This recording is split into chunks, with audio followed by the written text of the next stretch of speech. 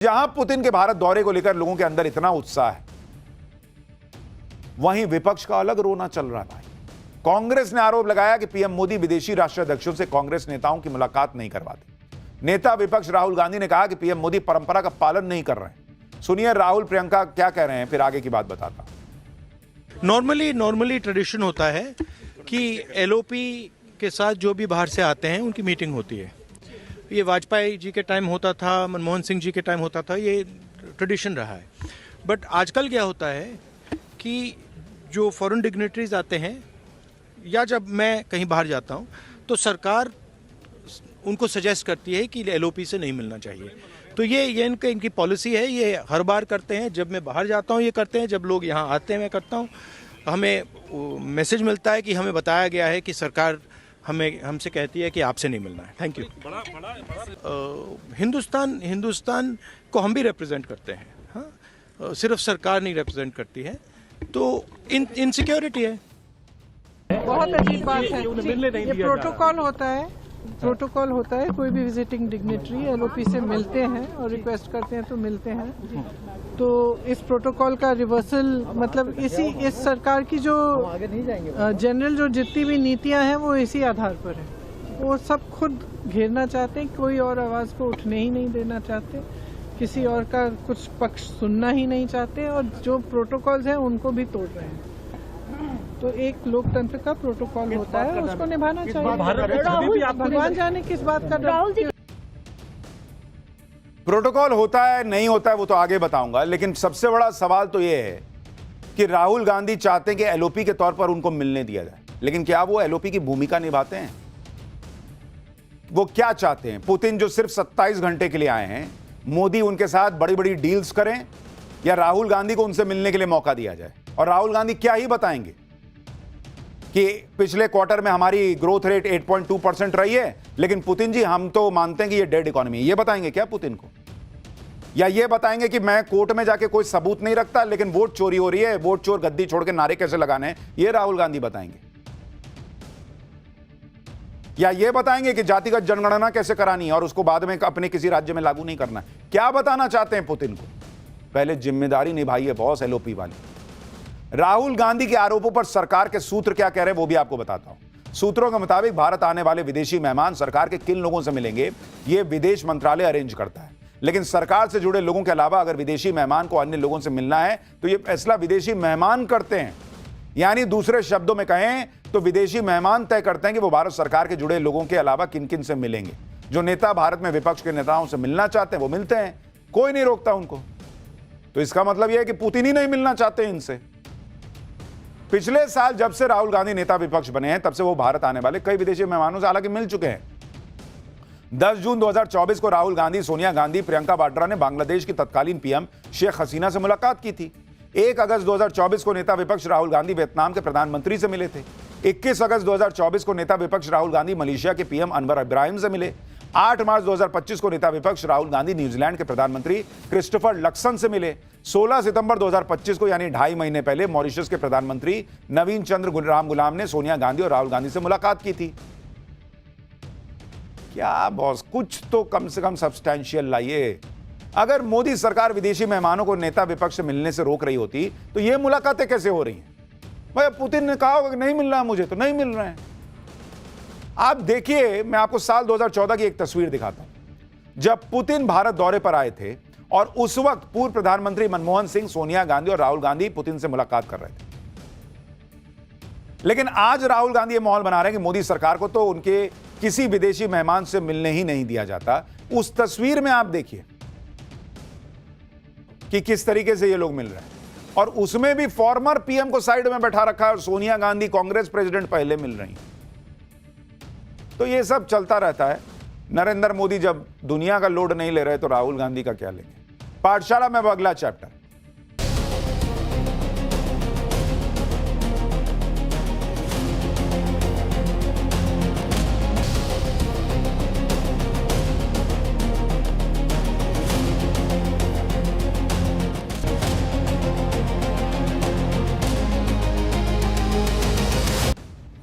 Modi Putin की कौन सी deal final हो गई जो ट्रंप मुनीर का तेल निकाल देगी? पाकिस्तान को रूस की खुली चेतावनी। पीएम मोदी और पुतिन ने मुनीर को मिलकर ठोकने का प्लान बनाया है क्या? पुतिन की कार, पुतिन की ट्रेन, पुतिन की जैकेट, मोदी के दोस्त पुतिन की अब इनसाइड स्टोरी का चैप्टर भी खोलने जा रहा हूं। देखिए, रूस के राष्ट्रपति पुतिन के भारत दौरे से सबसे ज्यादा सहमा हुआ पाकिस्तान है। मोदी और पुतिन की जोड़ी दुनिया की सबसे ताकतवर जोड़ियों में से एक है और इस जोड़ी से पाकिस्तान की हालत खराब हो रही है। पुतिन और पीएम मोदी की तस्वीरों ने पाकिस्तान में गजब हंगामा मचाया। पाकिस्तान को लग रहा है कि अब मोदी और पुतिन मिलकर कहीं ठोक ना दें और यह चर्चा पाकिस्तान में ऐसे ही नहीं हो रही होगी। देखिए, पीएम मोदी पहले से पाकिस्तान को लेकर सख्त हैं। अब पुतिन के साथ मिलकर पाकिस्तान को ठोकेंगे और पुतिन भारत को लेटेस्ट हथियार देने जा रहे हैं। भारत और रूस में बेहद खतरनाक समझौता हुआ है, इससे भारत की ताकत और ज्यादा बढ़ गई। पाकिस्तान को इस बार कोई बचाने नहीं आएगा, ऐसे हालात बन सकते हैं। ये सारी बातें पाकिस्तान में खुलकर हो रही हैं। पाकिस्तान में इन दिनों वैसे भी सरकार और सेना के बीच खींचतान चल रही है, शहबाज और मुनीर के बीच ठनी हुई है। अगर ऐसे माहौल में मोदी और पुतिन ने पाकिस्तान को ठोकने का फैसला कर लिया तो गजब ही हो जाएगा। पाकिस्तान में क्या हलचल है? भारत आने से पहले ही पुतिन ने पाकिस्तान को चेतावनी दे दी है भाई कि भारत से पंगे मत लेना वरना बहुत दिक्कत हो जाएगी। कैसे पुतिन और मोदी मिलकर पाकिस्तान को ठोकने की डील कर सकते हैं क्या, सब दिखाऊंगा, लेकिन पहले एक झलक देखिए।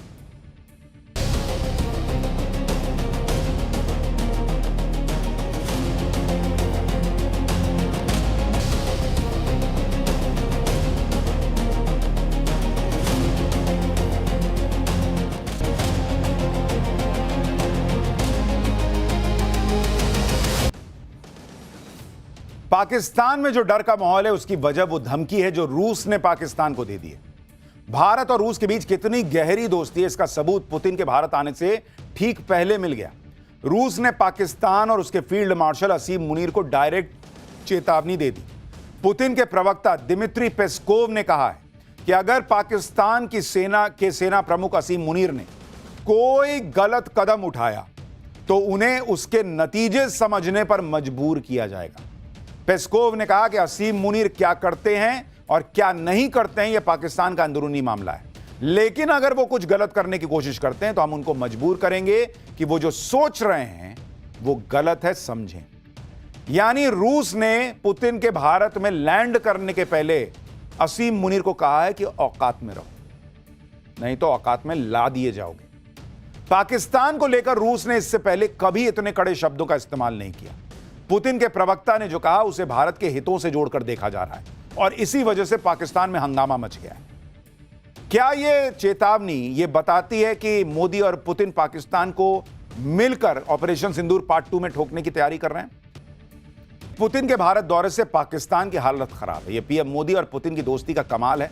बिना भारत के कुछ कहे ही रूस ने पाकिस्तान को हड़का दिया है और इतना ही नहीं, भारत और रूस के बीच ऐसा समझौता हुआ जो मुनीर और शहबाज के होश उड़ा देगा। रूस की संसद ने भारत के साथ reciprocal exchange of logistic support यानी रेलोस समझौते को मंजूरी दे दी।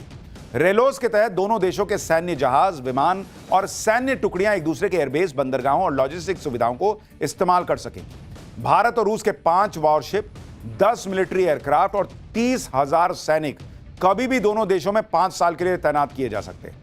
यानी आर्कटिक से लेकर सेंट्रल एशिया तक भारत को महत्वपूर्ण सामरिक बढ़त हासिल हो गई है।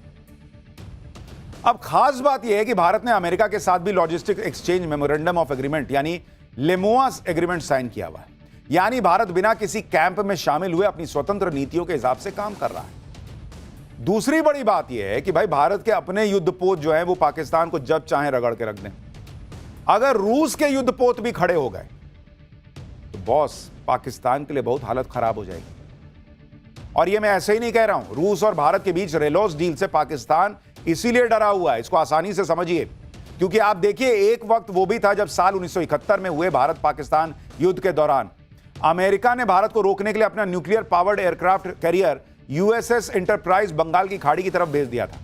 अमेरिका नहीं चाहता था कि भारत की सेनाएं पूर्वी पाकिस्तान, जो कि इस वॉर के बाद बांग्लादेश बना, वहां तक पहुंच पाए। यही नहीं, तत्कालीन अमेरिकी राष्ट्रपति निक्सन ने अपनी सेना को भारतीय बेस पर अटैक की छूट दी थी। उस वक्त भी रूस ने भारत की मदद के लिए ऐसी चाल चली जिससे अमेरिका को पाकिस्तान की मदद करे बिना भागना पड़ा।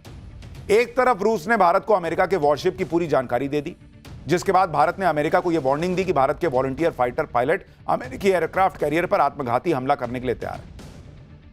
वहीं दूसरी तरफ रूस ने अपनी न्यूक्लियर पावर्ड सबमरीन को पानी की ऊपरी सतह पर लाने के लिए कहा ताकि अमेरिकी सैटेलाइट उसकी तस्वीर खींच सके, जिसके लिए रूस की नेवी ने अपनी क्रूज मिसाइलों से लैस पनडुब्बी को बंगाल की खाड़ी के पास समंदर की ऊपरी सतह पर पहुंचाया। इसके बाद वही हुआ जो रूस चाहता था। अमेरिकी सैटेलाइट ने रूसी पनडुब्बी की तस्वीरें ली। सैटेलाइट तस्वीरों में अपने वॉरशिप के पास रूस की सबमरीन को देखते ही अमेरिका के होश उड़ गए और अमेरिका का वॉरशिप रास्ता बदलकर बंगाल की खाड़ी से निकल गया। अब तो भारत और रूस के बीच रेलॉस डील हो रही है और मुनीर यह जान चुका है कि इस डील के बाद तो जरूरत पड़ने पर रूस के वॉरशिप, सबमरीन या फाइटर जेट सीधे भारत के बंदरगाहों और एयरबेस तक पहुंच जाएंगे। कई लोग कहते हैं कि ऑपरेशन सिंदूर पार्ट 2 अभी तक शुरू नहीं हुआ। क्या यही प्लानिंग है? क्योंकि देखिए, नरेंद्र मोदी को यह पता है कि उधर पाकिस्तान की मदद पीछे पीछे से चाइना कर रहा था। भारत अकेला लड़ रहा था पाकिस्तान से 1-on-1, वहां पीछे से चाइना और तुर्की लगे हुए थे। अब अगर यह रेलॉस डील हो जाती है और चीन, रशिया के युद्धपोत, उनके सैनिक, उनके विमान खड़े होते हैं, तो अमेरिका को भी मैसेज जाएगा, भारत पाकिस्तान को ठोक रहा है, सोचना मत, मुनीर तुम्हारे तलवे चाटने आता है लेकिन बचाने की सोचना मत, रशिया यहां खड़ा है साथ में। और उधर चीन को भी मैसेज जाएगा। तो क्या यह दूर की प्लानिंग थी? यह तो वक्त बताएगा। खैर, पुतिन के भारत दौरे से मुनीर और शहबाज इसलिए भी खौफ में है क्योंकि पुतिन के इस दौरे में भारत और रूस के बीच जिन डिफेंस डील की चर्चा है वो हो गई, तो ऑपरेशन सिंदूर की तरह इस बार मुनीर और शहबाज को बंकर में छुपने का भी मौका नहीं मिलेगा। दरअसल पुतिन के इस दौरे में भारत और रूस के बीच 5 बड़ी डिफेंस डील होने की उम्मीद है। पहली S-400 एयर डिफेंस सिस्टम के नए सेट, दूसरी deal S-500 air defence system, तीसरी 5th generation Su-57 fighter jet, चौथी पैंटसिर एयर डिफेंस सिस्टम और 5वीं वोरोनेज रडार सिस्टम।